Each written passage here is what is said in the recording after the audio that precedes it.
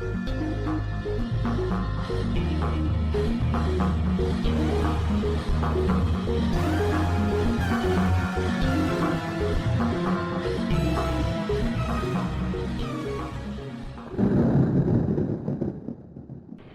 to Dark Dreams.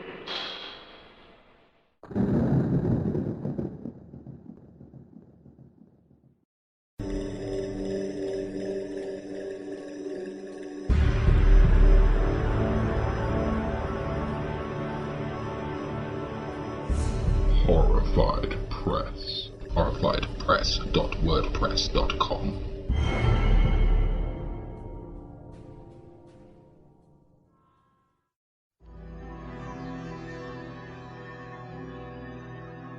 The moon is full and it is dripping with blood. Now comes Blood Moon Rising magazine. Original fiction, Creature features, nightmarish artwork. interviews, and other original horror. Visit bloodmoonrisingmagazine.com and join our Rising Legion.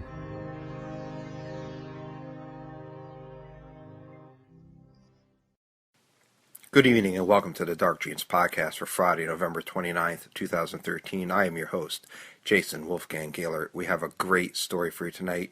Actually, it's a classic story by Ambrose Bierce. It's called The Damned Thing and it's read by Jim Naylor. He is our narrator for tonight. So sit back, relax, and enjoy this classic tale of horror right here on your Dark Dreams podcast. The Damned Thing by Ambrose Bierce. Narrated by Jim Naylor. By the light of a tallow candle, which had been placed on one end of a rough table, a man was reading something written within a book. It was an old account book, greatly worn, and the writing was not, apparently, very legible, for the man sometimes held the page close to the flame of the candle to get a stronger light upon it. The shadow of the book would then throw into obscurity a half of the room, darkening a number of the faces and figures, for beside the reader 8 other men were present. 7 of them sat against the rough log walls, silent and motionless, and, the room being very small, not very far from the table. By extending an arm, any one of them could have touched the 8th man, who lay on the table, face upwards, partly covered by a sheet, his arms at his side. He was dead. The man with the book was not reading aloud, and no one spoke. All seemed to be waiting for something to occur. The dead man only was without exception. From the blank darkness outside came in, through the aperture that served for a window, all the ever unfamiliar noises of night in the wilderness, the long, nameless note of a distant coyote, the stilly, pulsing thrill of tireless insects in trees, strange cries of night birds, so different from those of birds of day, the drone of great blundering beetles, and all that mysterious chorus of small sounds that seem always to have been but half heard, when they suddenly have ceased, as if conscious of an indiscretion. But nothing of all this was noted in the company. Its members were not overmuch addicted to idle interest in matters of no practical importance. That was obvious in every line of their faces, obvious even in the dim light of the single candle. They were evidently men of the vicinity, farmers and woodmen. The person reading was a trifle different. One would have said of him that he was of the world, worldly, albeit there was that in his attire which attested a certain fellowship with the organisms of his environment.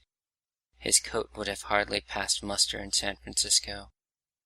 His footgear was not of urban origin, and the hat that lay by him on the floor, he was not the only one uncovered, was that, if one had considered it as an article of mere personal adornment, he would have missed its meaning. In countenance the man was rather prepossessing, with just a hint of sternness, though he may have assumed, or cultivated, as appropriate to one authority, for he was a coroner. It was by virtue of his office that he had possession of the book in which he was reading. It had been found among the dead man's effects in the cabin, where the inquest was now taking place. When the coroner had finished reading, he put the book into his breast pocket. At that moment the door was pushed open by a young man entering. He clearly was not of mountain birth and breeding. He was clad as those who dwell in cities. His clothing was dusty, however, as from travel. He had, in fact, been riding hard to attend the inquest. The coroner nodded. No one else greeted him. "We have waited for you," said the coroner. "It is necessary to have done this business tonight." The young man smiled. "I am sorry to have kept you," he said. "I went away, not to evade your summons, but to post to my newspaper an account of what I suppose I am called back to relate." The coroner smiled. "The account that which you posted to your newspaper," he said, "differs probably from that which you will give here under oath." "That," replied the other, rather hotly with a visible flush, "is as you choose. I used manifold paper, and have a copy of what I sent. It was not written as news, for it is incredible, but as fiction. It may go as part of my testimony under oath, but you say it is incredible. That is nothing to you, sir, if I also swear that it is true." The coroner was apparently not greatly affected by the young man's manifest resentment. He was silent for some moments, his eyes upon the floor. The men about the sides of the cabin talked in whispers, but seldom withdrew their gaze from the face of the corpse. Presently the coroner lifted his eyes and said, "We will resume the inquest." The men removed their hats. The witness was sworn. "What is your name?" the coroner asked. "William Harker. Age, 27. You knew the deceased, Hugh Morgan?" "Yes." "You were with him when he died?" "Near him." "How did that happen? Your presence, I mean." "I was visiting him at this place to shoot and fish. A part of my purpose, however, was to study him, and his odd, solitary way of life. He seemed a good model for a character in fiction. I sometimes write stories. I sometimes read them." "Thank you." "Stories, in general, not yours." Some of the jurors laughed. Against a somber background, humor shows highlights. Soldiers in the intervals of battle laugh easily, and a jest in the death chamber conquers by surprise. "Relate the circumstances of this man's death," said the coroner. "You may use any notes or memoranda that you please." The witness understood. Pulling a manuscript from his breast pocket, he held it near the candle, and turning the leaves until he found the passage that he wanted, began to read. "The sun had hardly risen when we left the house. We were looking for quail, each with a shotgun, but we had only one dog. Morgan said that our best ground was beyond a certain ridge that he pointed out, and we crossed it by trail through the chaparral. On the other side was comparatively level ground, thickly covered with wild oats. As we emerged from the chaparral, Morgan was but a few yards in advance. Suddenly, we heard, at a little distance to our right, and partly in front, a noise as of some animal thrashing about in the bushes, which we could see were violently agitated. 'We've started a deer,' I said. 'I wish we had brought a rifle.' Morgan, who had stopped and was intently watching the agitated chaparral, said nothing, but had cocked both barrels of his gun and was holding it in readiness to aim. I thought him a trifle excited, which surprised me, for he had a reputation for exceptional coolness, even in moments of sudden and imminent peril. "Oh, come," I said. "You are not going to fill up a deer with quail shot, are you?" Still, he did not reply, but catching a sight of his face as he turned it slightly toward me, I was struck by the pallor in it. Then I understood that we had serious business on hand, and my first conjecture was that we had jumped a grizzly. I advanced to Morgan's side, cocking my piece as I moved. The bushes were now quiet, and the sounds had ceased, but Morgan was as attentive to the place as before. "What is it? What the devil is it?" I asked. "That damned thing," he replied, without turning his head. His voice was husky and unnatural. He trembled visibly. I was about to speak further, when I observed the wild oats near the place of the disturbance, moving in the most inexplicable way. I can hardly describe it. It seemed as if stirred by a streak of wind, which not only bent it, but pressed it down, crushed it so that it did not rise, and this movement was slowly prolonging itself directly towards us. Nothing that I had ever seen had affected me so strangely as this unfamiliar, unaccountable phenomenon. Yet I am unable to recall any sense of fear. I remember, and tell it here because, singularly enough, I recollected it then, that once, in looking carelessly out of an open window, I momentarily mistook a tree close at hand for one of a group of larger trees at a little distance away. It looked the same size as the others, but, being more distinctly and sharply defined in mass and detail, seemed out of harmony with them. It was a mere falsification of the law of aerial perspective, but it startled, almost terrified me.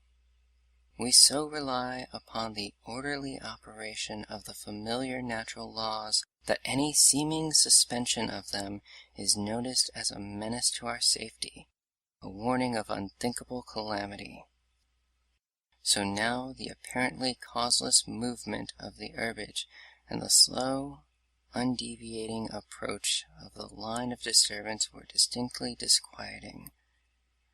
My companion appeared actually frightened, and I could hardly credit my senses when I saw him suddenly throw his gun to his shoulders and fire both barrels at the agitated grass.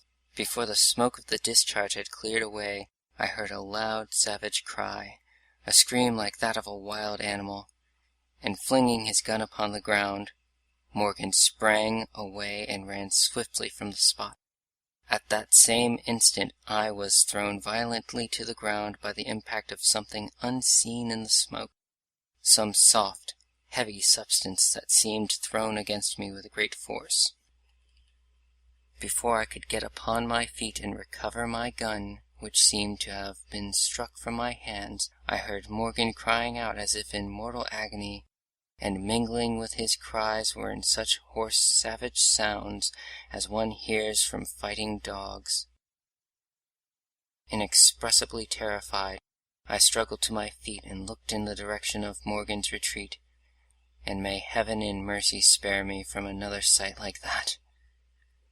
At a distance of less than 30 yards was my friend, down upon one knee, his head thrown back at a frightful angle, hatless, his hair long in disorder, and his whole body in violent movement from side to side, backward and forward. His right arm was lifted, and seemed to lack the hand, at least I could see none.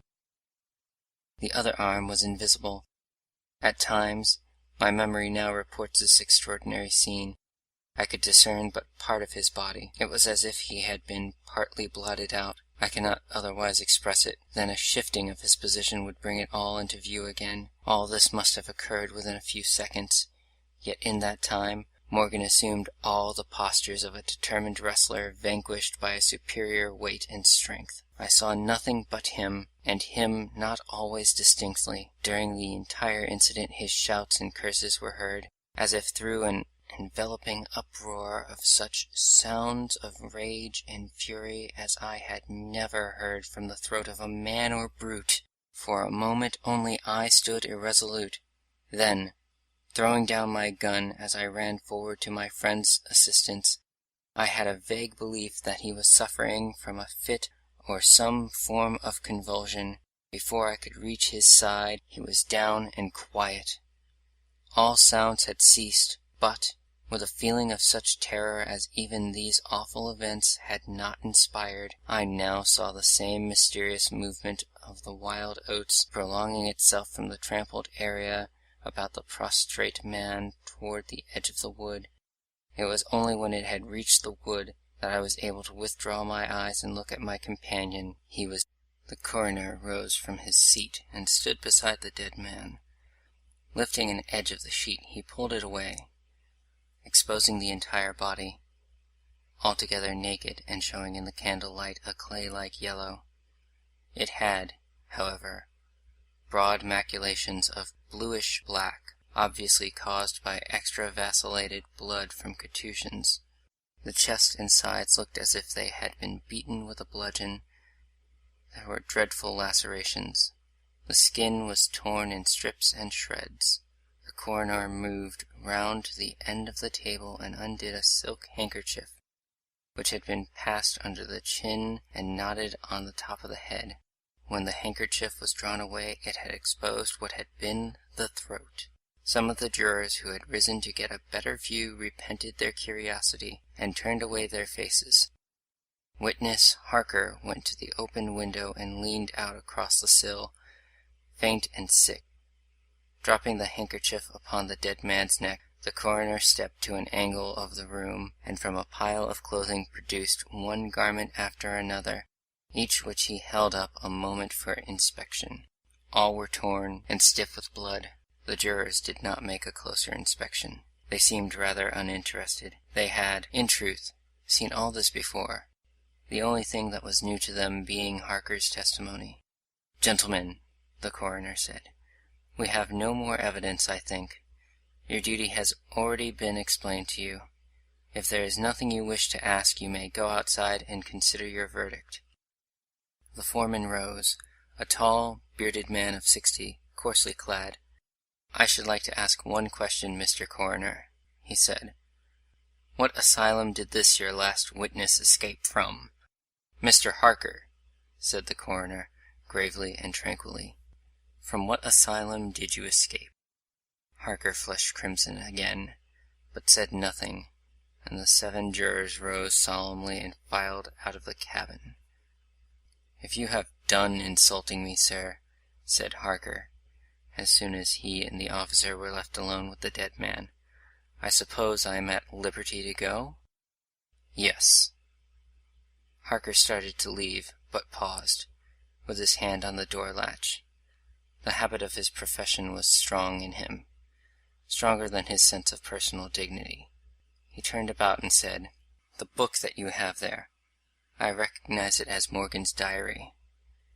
You seemed greatly interested in it. You read it while I was testifying. May I see it?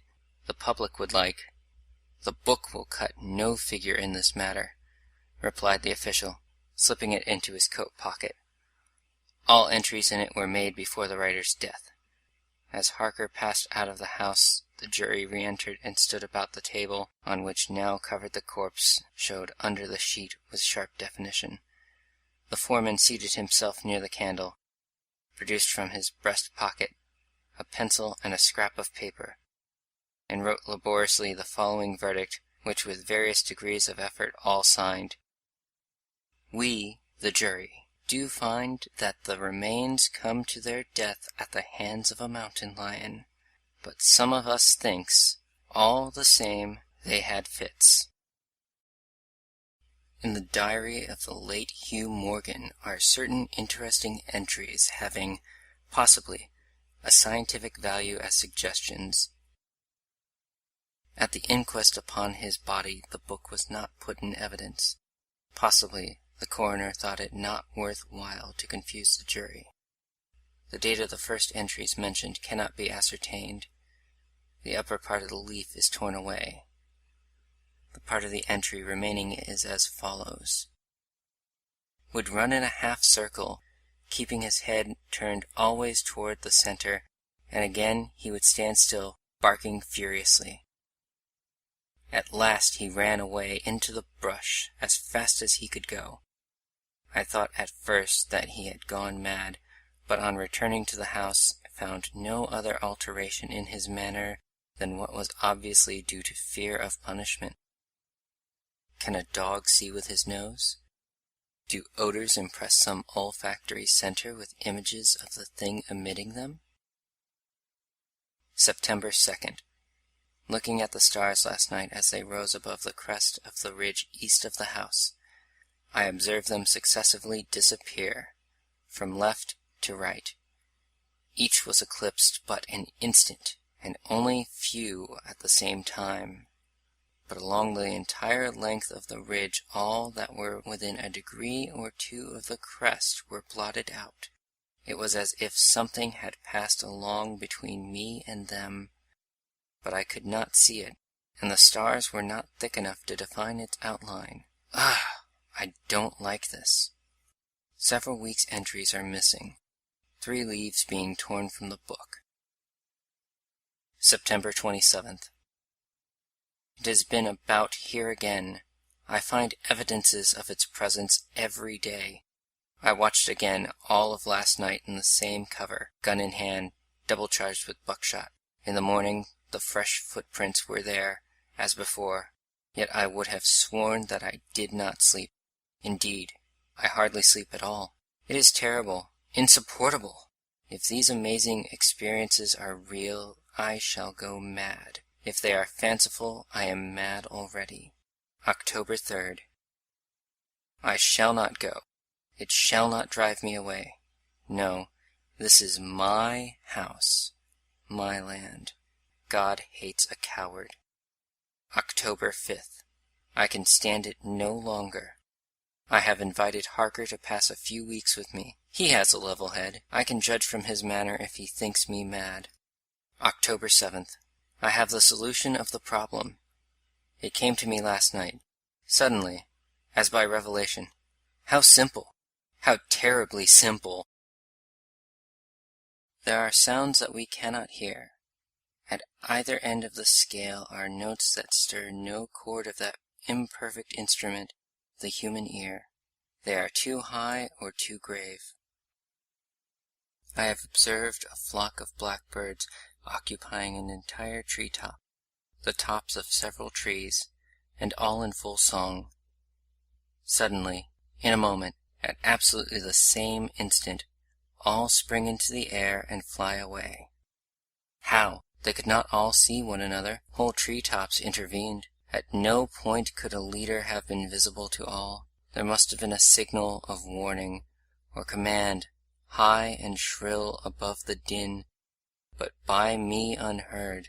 And I have observed, too, the same simultaneous flight when all were silent, among not only blackbirds, but other birds, quail, for example, widely separated by bushes, even on opposite sides of a hill. It is known to seamen that a school of whales basking or sporting on the surface of the ocean, miles apart with the convexity of the earth between them, will sometimes dive at the same instant, all gone out of sight in a moment. The signal has been sounded, too grave for the ear of the sailor at the masthead and his comrades on deck, who nevertheless feel its vibrations in the ship. As the stones of a cathedral are stirred by the bass of the organ, as with sounds, so with colors. At each end of the solar spectrum, the chemist can detect the presence of what are known as actinic rays. They represent colors, integral colors in the composition of light, which we are unable to discern. The human eye is an imperfect instrument. Its range is but a few octaves of the real chromatic scale. I am not mad. There are colors that we cannot see. And, God help me, that damned thing is of such color.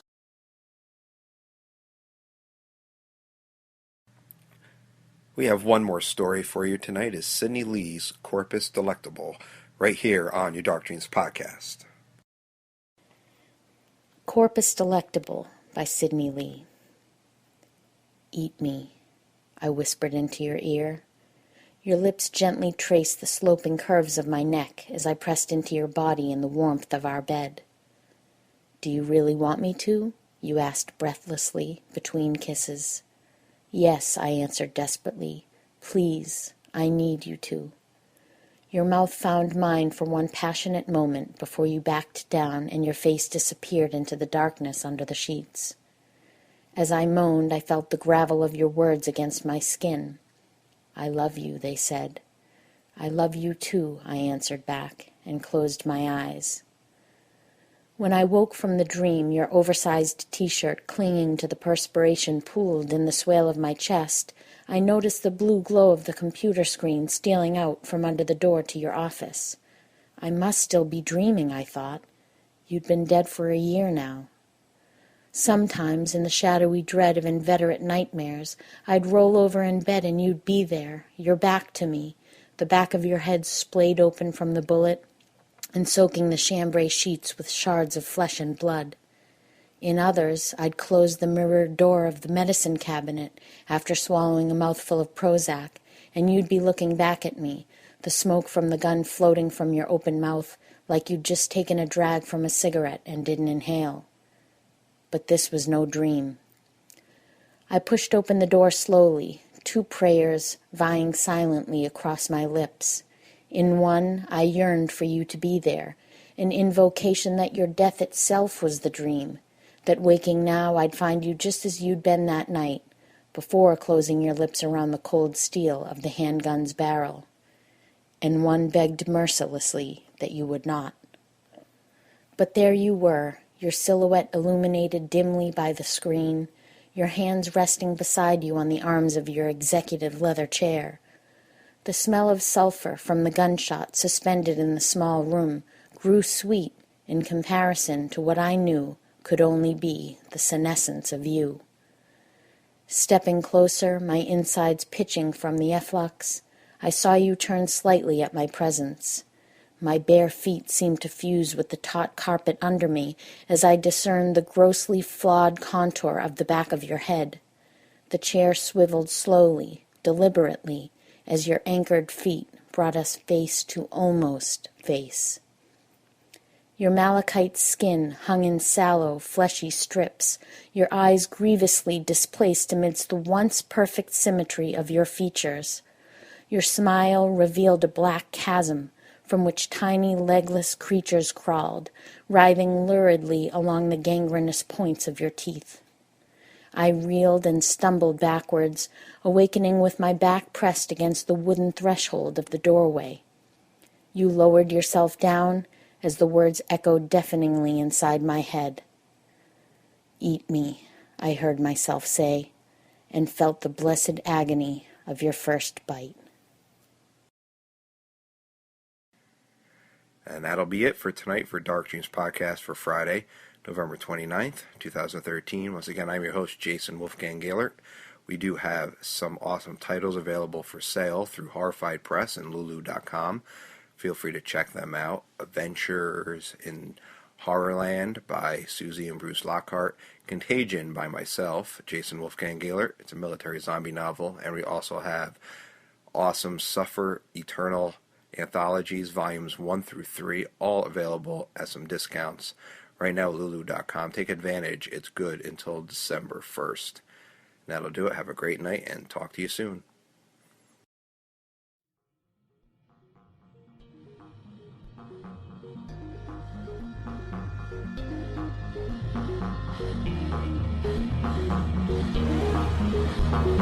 Thank you.